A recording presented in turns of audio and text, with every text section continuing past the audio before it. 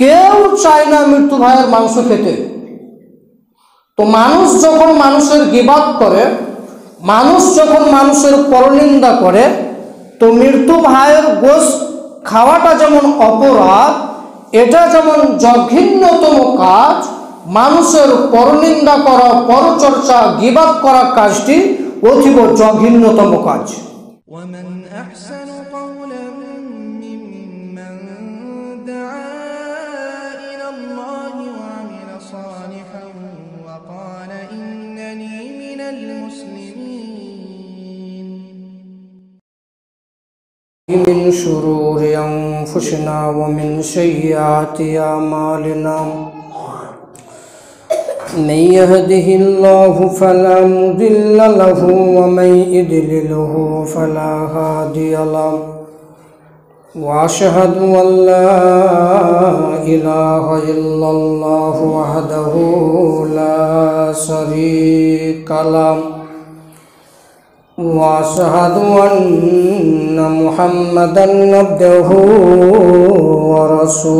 ورسوله فإن خير الحديث كتاب الله وخير الهدي هدي محمد صلى الله عليه وسلم وشر الأمور محدثاتها وكل محدثة بدعة وكل بدعة ضلالة وكل ضلالة في النار.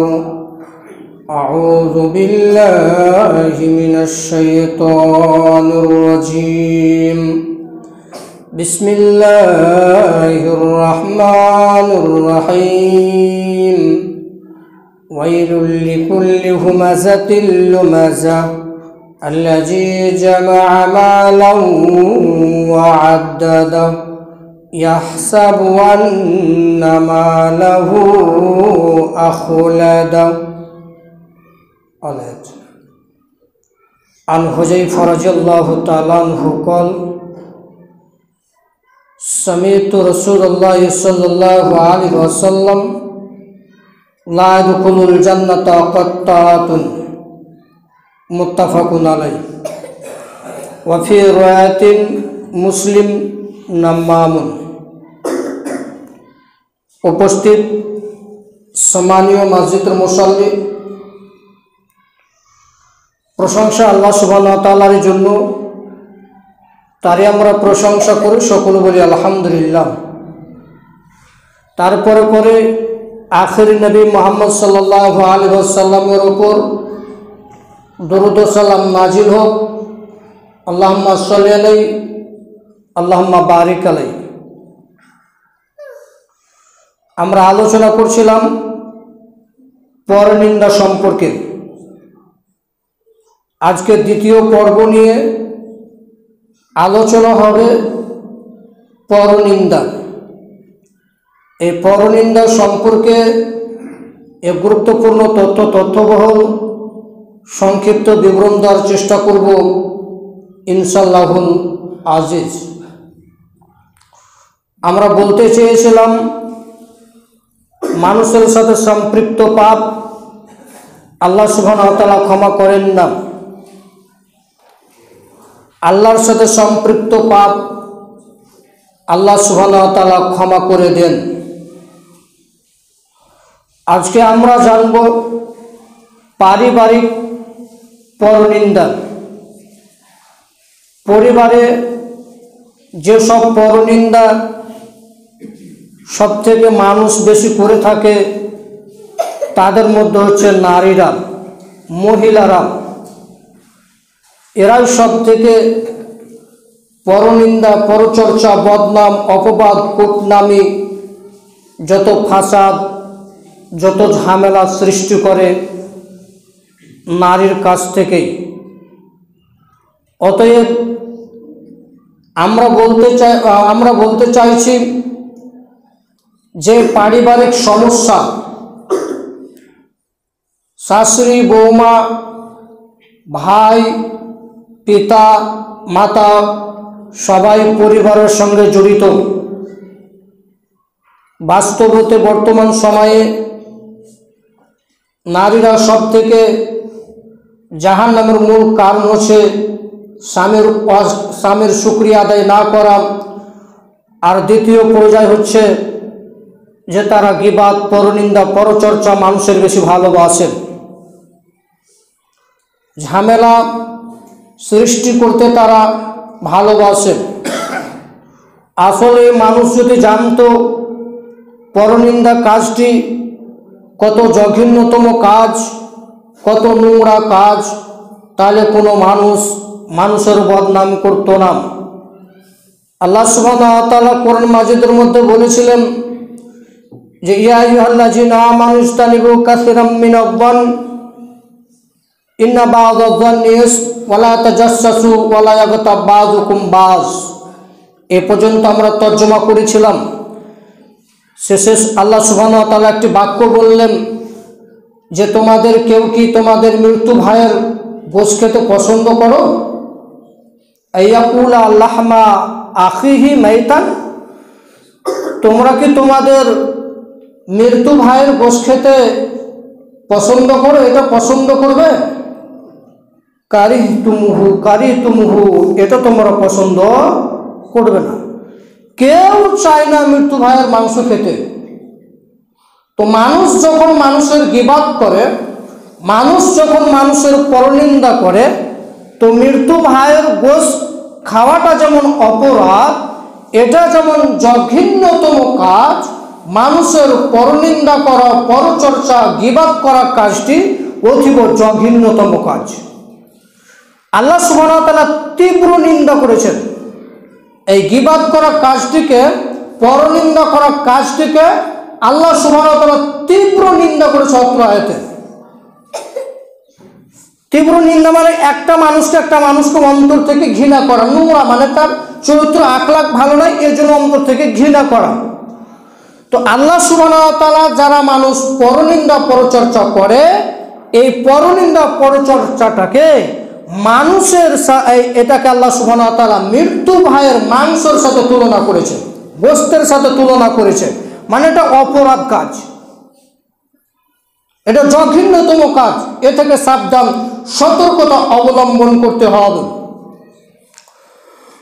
উকবা ইবনে আমির রাদিয়াল্লাহু তাআলা আনহু বলেন, রাসূলুল্লাহ সাল্লাল্লাহু আলাইহি ওয়াসাল্লামের নিকটে আমরা একদা সাক্ষাৎ করলাম।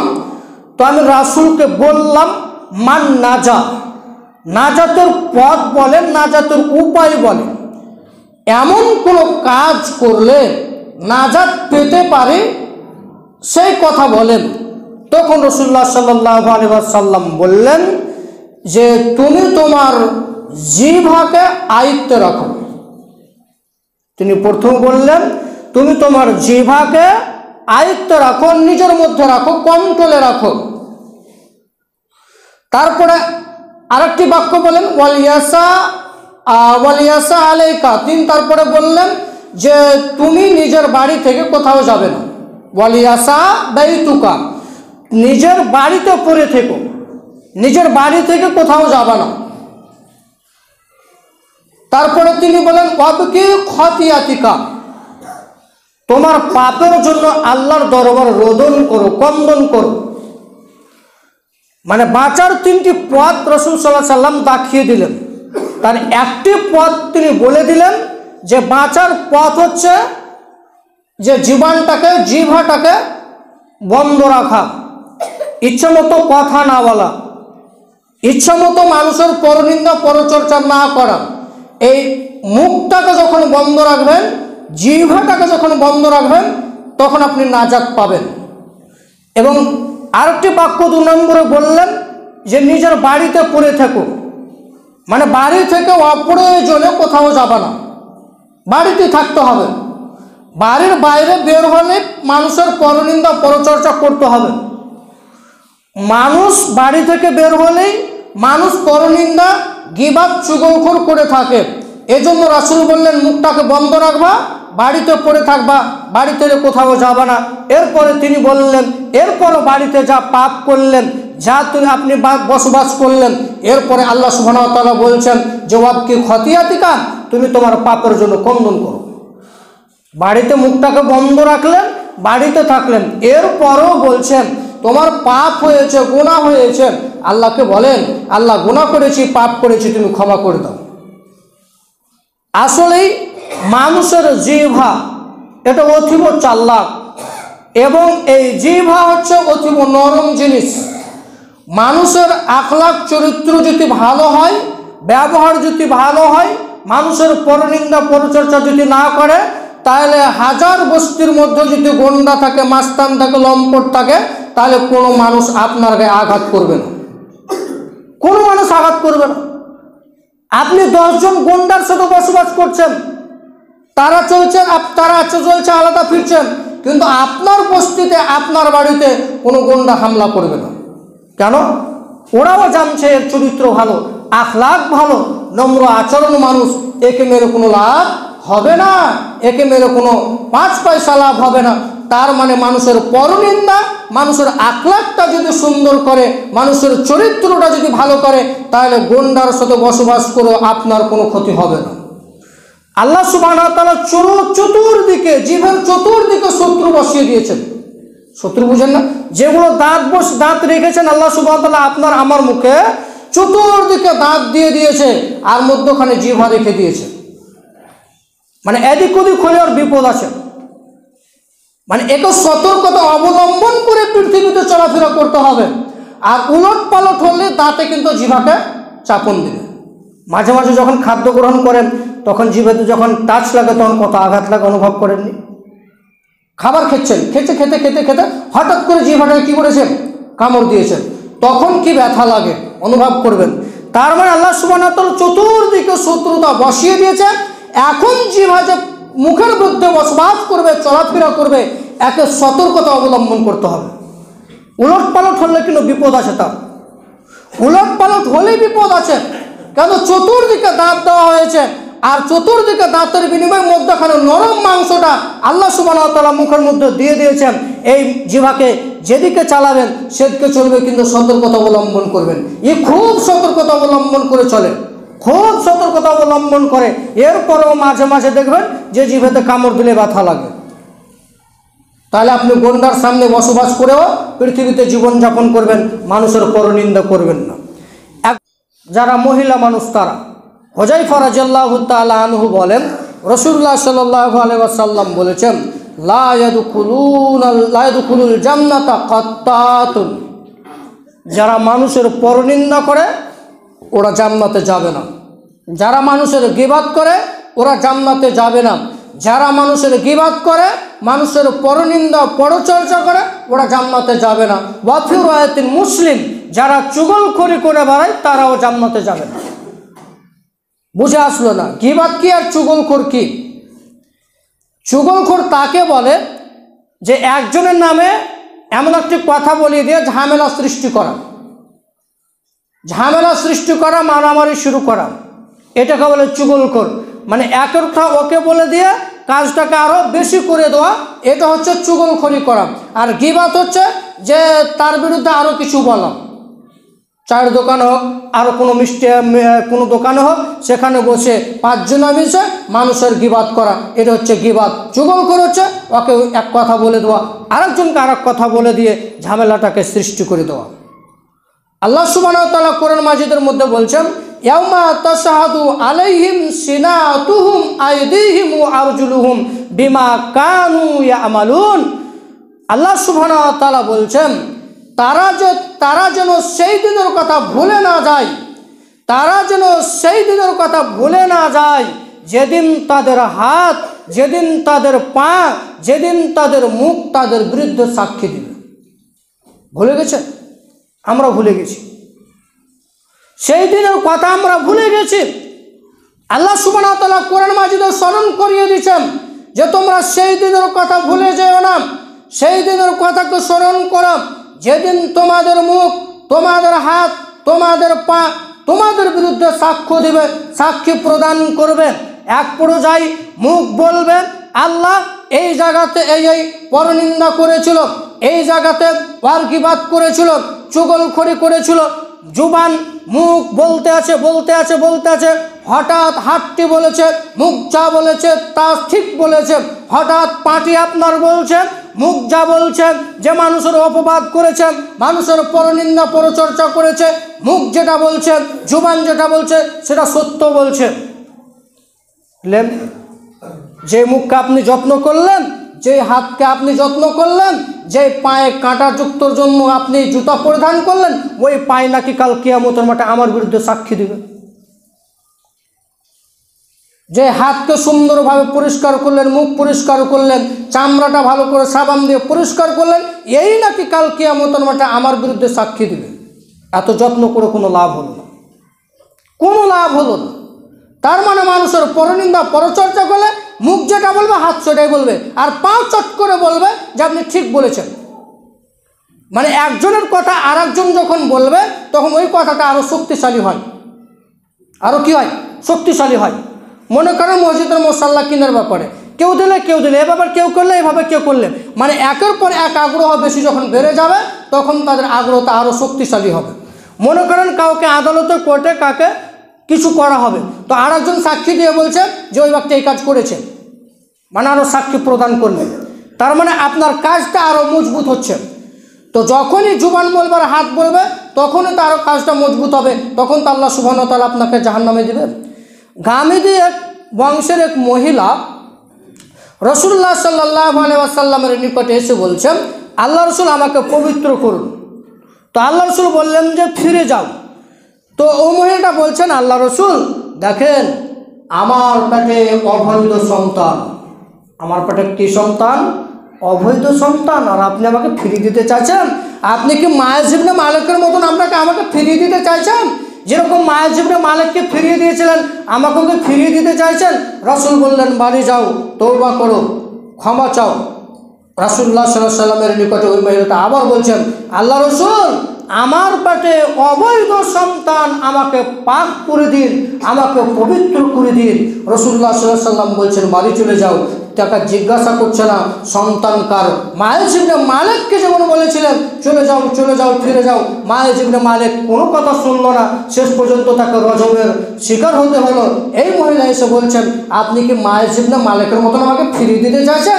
আমার পেটে তো অবৈধ সন্তান, আপনি কেনই বা আমাকে ফিরিয়ে দিতে চাইছেন বারে বারে? ওই মহিলা রাসূলুল্লাহ সাল্লাল্লাহু আলাইহি ওয়াসাল্লামকে যখন বারবার বললেন তখন রাসূল বললেন তুমি কি সত্যি তোমার পেটে অবৈধ সন্তান? সে মহিলা বলল হ্যাঁ আমার পেটে অবৈধ সন্তান। রাসূল বললেন যাও বাড়ি ফিরে যাও, এই বাচ্চাটা যখন জন্ম নেবে তখন আসিও। বাচ্চা যেদিন জন্ম নিল রাসূলের নিকটে আসলো, রাসূলকে বললেন আল্লাহ রসুল এই দেখেন আমার পেটে অবৈধ সন্তান, আমার পেটে আমার অবৈধ সন্তান এই পৃথিবীতে এসেছে, এখন পবিত্র করে দিন। রাসূলুল্লাহ সাল্লাল্লাহু আলাইহি ওয়াসাল্লাম বলছেন না, এর হক রয়েছে দুধ পান করার। কি রয়েছে? হক রয়েছে, দুধ পান করবে। অনেক দিন দুধ পান করলো। অন্য রায়াতে পাওয়া যায় যে তিনি একটি রুটি এক টুকরা নিয়ে এসে রাসূলের নিকটে হাজির। তখন ওই ব্যক্তি রাসূলকে বলছেন আল্লাহ রসুল এই দেখেন আমার সন্তান এখন রুটি খেতে পারে, আমাকে পবিত্র করে দিন। রাসূলুল্লাহ সাল্লাল্লাহু আলাইহি ওয়াসাল্লাম সেই বাচ্চাটিকে কাউকে দিয়ে দিলেন জিম্মেদার হিসাবে, এবং সেই মহিলাকে রজম করা হলো। আপনি হিসাব করেছেন তাদের ইমানই আলাদা ছিল, ইমানের জোশই আলাদা ছিল, কিন্তু পারতেন পবিত্র হতে। আর রসুল ওই মহিলার কথাকে উদ্ঘাটন করতে চাইছে না, রসুল ওই মহিলার কথাটা বলতে চাইছে না। এবং শেষ পর্যন্ত মায়ের ইবনে মালিককে যে মারা হয়েছিল ওখানে রাসূল সাল্লাল্লাহু আলাইহি ওয়াসাল্লাম একটি কথা বলেছিলেন যে শোনো মায়ের ইবনে মালিক যদি সারা পৃথিবীর জন্য বলে যে সারা পৃথিবীর মানুষকে জান্নাতে নিয়ে যাবো, মায়ের ইবনে মালিকের জন্য যথেষ্ট ছিল। জেনা করার পরেও, তার মালিকের স্ত্রীর সাথে ব্যভিচার করার পরেও যদি চাইতো যে সারা পৃথিবীর মানুষকে আমি সুপারিশ করে জান্নাতে নিয়ে যাবো, তাহলে মায়ের ইবনে মালিকের পক্ষে সম্ভব ছিল। মায়ের ইবনে মালিক একেবারে পবিত্র মানুষ, এবং এই মহিলাকে আল্লাহ রাসূল পবিত্র করে দিলেন তাকে রজম দিয়ে। অতএব আমরা কেউ কারো পরনিন্দা করবো না। একটু পরনিন্দা দেখবেন আপনার পরিবারের, দেখেন একজন বৌমা একজন শাশুড়ির পরনিন্দা করছে, কিভাবে করছে? সংসারে ফাটাল ধরার একটা মূল কারণ কি জানেন? গীবাত করা। সংসারে ফাটাল ধরার একটা কারণ হচ্ছে চুগলখড়ি করা, গীবাত করা, পরনিন্দা করা। এখন বউ শাশুড়ির গীবাত করছে, শাশুড়ি বউর গীবাত করছে। কিভাবে? মনে করেন আপনার বউ রোজই সকাল 6টার সময় উঠে, একদিন উঠতে পারেনি, মিনিমাম 8টার সময় উঠেছে।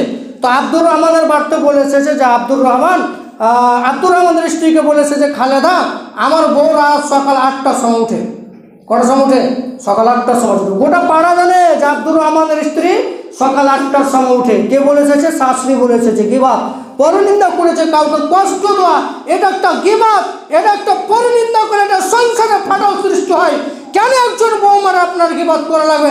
কেন একজন বৌমার পরনিন্দা করা লাগবে? ওই যে বলে এসেছে আব্দুর রহমানের বাড়িতে, তো পুরো গোটা পরিবার জানে যে আব্দুর রহমানের স্ত্রী সকাল 8টার সময় উঠে। আর ওই বইমাও বলে এসেছে বাইরে আব্দুর রহমানের বাড়িতে যে আমার শাশুড়ি আমাকে দিন রাত গালিগুলোজ করে। ও গোটা পরিবার জানে, গোটা পাড়া জানে যে আব্দুর রহমানের মা অর্থাৎ আব্দুর রহমানের স্ত্রীকে সবসময় গালিগুলোজ করে। এই যে একটা গিবাত, এই গিবাত এই পরিবারে গিবাত করার কারণে পরিবার ধ্বংস হচ্ছে। প্রত্যেকটা পরিবারে এই মূল কারণ, এর মূল কারণের জন্য মানুষ ধ্বংস হয়ে যাচ্ছে, চলে যাচ্ছে সব, একটার পর একটা পরিবার ফাটল ধরছে। এর কারণেই সন্তান বাপকে শালা বলছে, বাপ বেটাকে শালা বলছে, কোনো দ্বিধাবোধ নেই। আর আসলে আমাদের পরিবারগুলো অশান্তির মূল কারণ হচ্ছে একটি, অশান্তির মূল কারণ হচ্ছে একটি, একসাথে পরিবারে বসবাস করার কারণে, একসাথে পরিবারে বসবাস করার কারণে। এর জন্য বাপকে বাপ ছেলে গেল দিচ্ছে, ছেলেকে বাপ গাল দিচ্ছে। কেন? এর কারণে একসাথে যৌথ পরিবারে পৃথিবীতে জীবনযাপন করার জন্য। পিতা মাতা বললো যে ছেলে মেয়ের বিয়ে দিয়ে দিলাম, এখন নাকি ছেলে মেয়ে জুদা হয়ে যাবে। হ্যাঁ, জুদা হবে।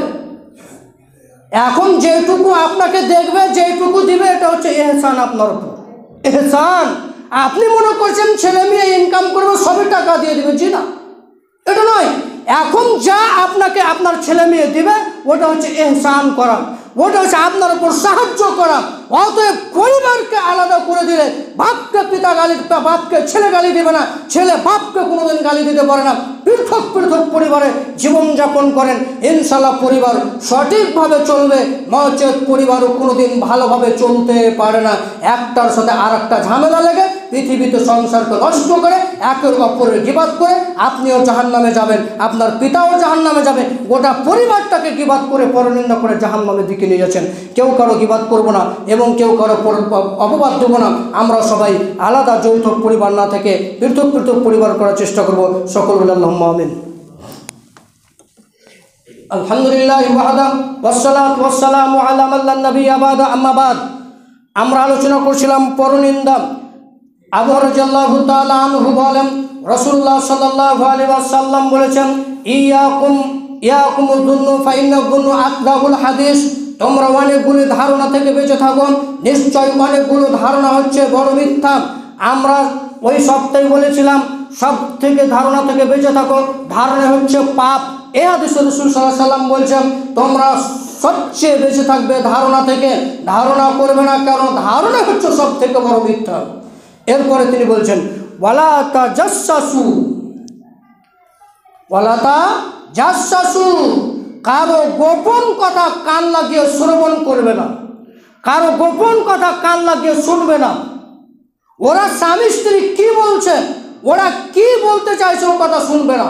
ওরা রাসূল সাল্লাল্লাহু আলাইহি ওয়াসাল্লাম নিষেধ করে দিলেন ওয়ালা তাজাসসু, তোমরা কেউ কারো গোপন কথা কান লাগিয়ে শ্রবণ করবে না। ওয়ালা তাহাসসু, এরপর রাসূল সাল্লাল্লাহু আলাইহি ওয়াসাল্লাম বললেন কারো দোষ ত্রুটি অনুসন্ধান করবে না, কারো দোষ ত্রুটি অনুসন্ধান করবে না, কারো দোষকে প্রকাশ্য জাতির সামনে করবে না। চায়ের স্টলে, বাজারে, যেখানে হোক কারো বিরুদ্ধে কোনো কথা বলবে না। আমার বিরুদ্ধে যদি বলাও লাগে তাহলে আমাকে বলবেন, আমি সংশোধন করে দেব। আপনার বিরুদ্ধে যদি বলা লাগে তাহলে আপনাকে বলতে হবে, তাহলে আপনি সংশোধন করবেন। আমার বিরুদ্ধে যদি বলা হয় তাহলে আমাকে বলতে হবে এটা আপনার ভুল হয়েছে, তখন আমি সংশোধন করতে পারবো। আপনার যদি ভুল হয় আপনাকে বলতে হবে এটা আপনার ভুল হচ্ছে, তখন আপনি সংশোধন করতে পারবেন। আল্লাহ রাসূল বললেন কারো দোষ ত্রুটিকে প্রকাশ্য করো না, নিন্দা করো না। ওয়ালা তানাফাসু, দালালি করো না। দালালি করতে নিষেধ করলেন। কোন দালালি? সেই দালালি নয়, মানে একটা হবে আর একটা দালালি করে, মানে ডাক্তার খরচা হবে 5,000 টাকা, আর একজন দালালি করে নিছে 10,000 টাকা, ওটা চলবে না। ওয়ালা তানাফাসু, আল্লাহ সুবহানাহু ওয়া তাআলা রাসূল দালালি করতে নিষেধ করলেন। ওয়ালা তাবাগাজু, পরস্পরের শত্রুতা করো না, পরস্পরের শত্রুতা করো না, পরস্পরের বিরোধিতা করো না। ওয়ালা তাদাবারু, পরস্পরের বিরোধিতা করলাম। বর্তমানে এখন সবচেয়ে বেশি চলছে মানুষ পরস্পরের বিরোধিতা করা, এই একের বিরোধিতা করছে ও অন্যর বিরোধিতা করছে, এভাবেই চলছে জীবনযাপন। এরপর রাসূল সাল্লাল্লাহু আলাইহি ওয়াসাল্লাম শেষে একটি বাক্য বলেন, ওয়াকুনু ইবাদাল্লাহি ইখওয়ানা, তোমরা সকলেই ভাই ভাই হয়ে যাও। আল্লাহ সুবহানাহু ওয়া তাআলা ভাই ভাই হয়ে থাকতে বললেন, যে এক ভাই আরেক ভাই অপবাদ করবে না, এক ভাই আরেক ভাইয়ের উপরে দালালি করবে না, আরেক ভাই আরেক ভাইয়ের উপরে শত্রুতা করবে না, এক ভাই আরেক ভাইয়ের সাথে হিংসা করবে না। এমন একটি হাদিসের বাক্য রাসূল বলে দিলেন যে তোমরা সকলেই ভাই ভাই হয়ে থাকো, মানে একজন ভাই আরেকজনের গীবাত করবে না, একজন ভাই আরেকজনের মানুষের দোষ ত্রুটি প্রকাশ্য করবে না, একজন ভাই আরেকজন মানুষ তার পরনিন্দা করবে না, একজন ভাই আরেকজনের সাথে শত্রুতা করবে না, একজন মানুষ আরেকজন ভাই তার সাথে বিরোধিতা করবে না, সকলেই তোমরা ভাই ভাই হয়ে থাকবে। ইবনে আব্বাস রাদিয়াল্লাহু তাআলা আনহু বলেন, রাসূলুল্লাহ সাল্লাল্লাহু আলাইহি ওয়াসাল্লাম বলেছেন, যেই ব্যক্তি মানুষের গোপন কথা কান দিয়ে শ্রবণ করবে, যে ব্যক্তি গোপন কথা মানুষের কান লাগিয়ে শুনবে, কাল কিয়ামতের দিন তার কানে গরম সীসা ঢেলে দেওয়া হবে। যেই মানুষের গোপন কথা আপনি শ্রবণ করলেন, ওই গোপন কথা সে যদি অপছন্দ করে, এটাকে পছন্দ না করে সে যদি ব্যথা পায়, কষ্ট পায়, তাহলে আল্লাহ সুবহানাহু ওয়া তাআলা বলছেন যে কিয়ামতের দিন তার কানে গরম সীসা ঢেলে দেওয়া হবে। আপনি হিসাব করেছেন?